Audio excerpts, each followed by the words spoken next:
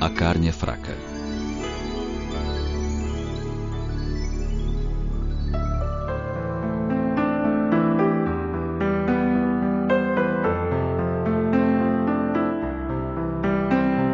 Quando alguém procura uma desculpa para justificar suas fraquezas, é comum ouvirmos a afirmativa de que a carne é fraca. A culpa, portanto, é da carne, ou seja, do corpo físico. Esse é um assunto que merece mais profundas reflexões. O alemão Hahnemann, criador da medicina homeopática, fez a seguinte afirmativa: o corpo não dá cólera àquele que não a tem, do mesmo modo que não dá aos outros vícios. Todas as virtudes e todos os vícios são inerentes ao espírito. A não ser assim, onde estariam o mérito e a responsabilidade? Sábia consideração essa, pois encerra grandes verdades. Culpar o corpo pelas nossas fraquezas equivaleria a culpar a roupa que usamos por um acesso de cólera. Quando a boca de um guloso enche-se de saliva diante de um prato apetitoso, não é a comida que excita o órgão do paladar, pois sequer está em contato com ele. É o espírito, cuja sensibilidade é despertada, que atua sobre aquele órgão através do pensamento. Se uma pessoa sensível facilmente verte lágrimas, não é a abundância das lágrimas que dá a sensibilidade ao espírito, mas precisamente a sensibilidade deste que provoca a secreção abundante das lágrimas. Assim, um homem é músico não porque seu corpo seja propenso à musicalidade, mas porque seu espírito é musicista. Como podemos perceber, a ação do espírito sobre o corpo físico é tão evidente que uma violenta comoção moral pode provocar desordens orgânicas.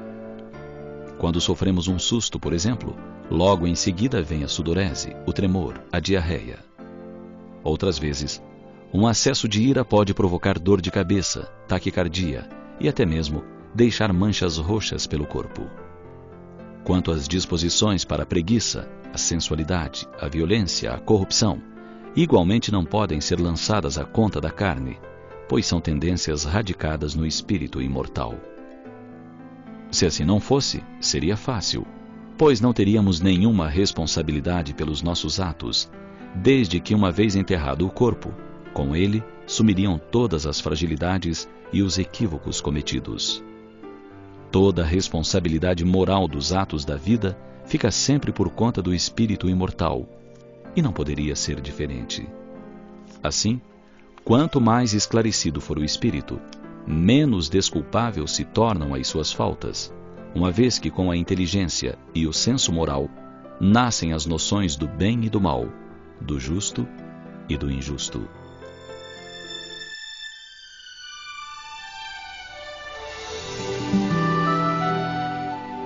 Todos nós, sem exceção, possuímos na intimidade a centelha divina, a força capaz de conter os impulsos negativos e fazer vibrar as emoções nobres que o Criador depositou em nós. Fazendo pequenos esforços, conquistaremos a verdadeira liberdade, a supremacia do espírito sobre o corpo, e só então entenderemos por que Jesus afirmou: vós sois deuses, podereis fazer o que eu faço e muito mais.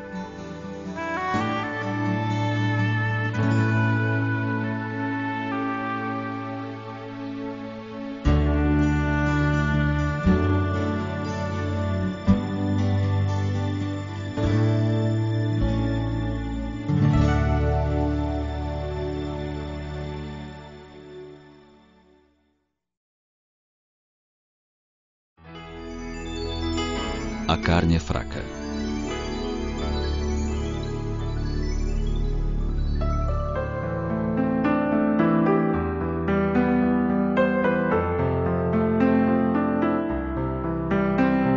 Quando alguém procura uma desculpa para justificar suas fraquezas, é comum ouvirmos a afirmativa de que a carne é fraca.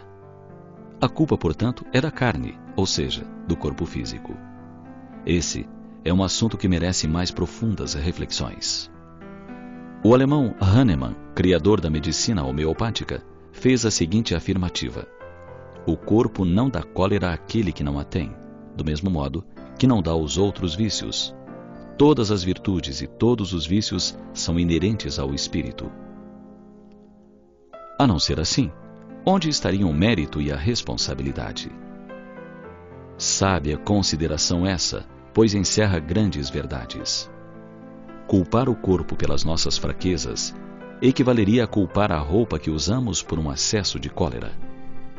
Quando a boca de um guloso enche-se de saliva diante de um prato apetitoso, não é a comida que excita o órgão do paladar, pois sequer está em contato com ele.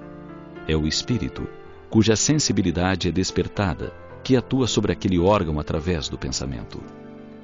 Se uma pessoa sensível facilmente verte lágrimas, não é a abundância das lágrimas que dá a sensibilidade ao espírito, mas precisamente a sensibilidade deste que provoca a secreção abundante das lágrimas. Assim, um homem é músico não porque seu corpo seja propenso à musicalidade, mas porque seu espírito é musicista. Como podemos perceber, a ação do espírito sobre o corpo físico é tão evidente que uma violenta comoção moral pode provocar desordens orgânicas. Quando sofremos um susto, por exemplo, logo em seguida vem a sudorese, o tremor, a diarreia. Outras vezes, um acesso de ira pode provocar dor de cabeça, taquicardia e até mesmo deixar manchas roxas pelo corpo. Quanto às disposições para a preguiça, a sensualidade, a violência, a corrupção, igualmente não podem ser lançadas à conta da carne, pois são tendências radicadas no espírito imortal. Se assim não fosse, seria fácil, pois não teríamos nenhuma responsabilidade pelos nossos atos, desde que, uma vez enterrado o corpo, com ele sumiriam todas as fragilidades e os equívocos cometidos.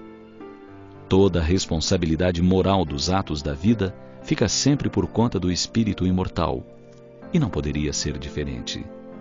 Assim, quanto mais esclarecido for o espírito, menos desculpável se tornam as suas faltas, uma vez que com a inteligência e o senso moral nascem as noções do bem e do mal, do justo e do injusto.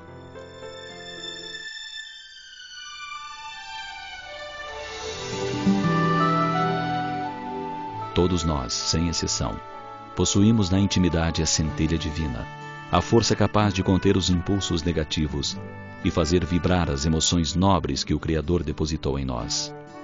Fazendo pequenos esforços, conquistaremos a verdadeira liberdade, a supremacia do espírito sobre o corpo, e só então entenderemos por que Jesus afirmou: vós sois deuses, podereis fazer o que eu faço e muito mais.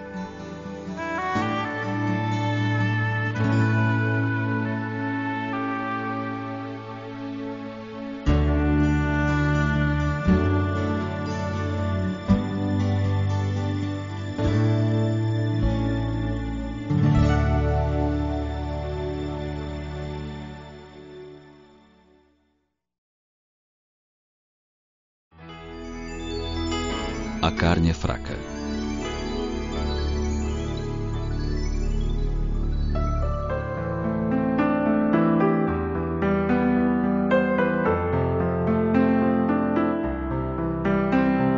Quando alguém procura uma desculpa para justificar suas fraquezas, é comum ouvirmos a afirmativa de que a carne é fraca. A culpa, portanto, é da carne, ou seja, do corpo físico. Esse é um assunto que merece mais profundas reflexões.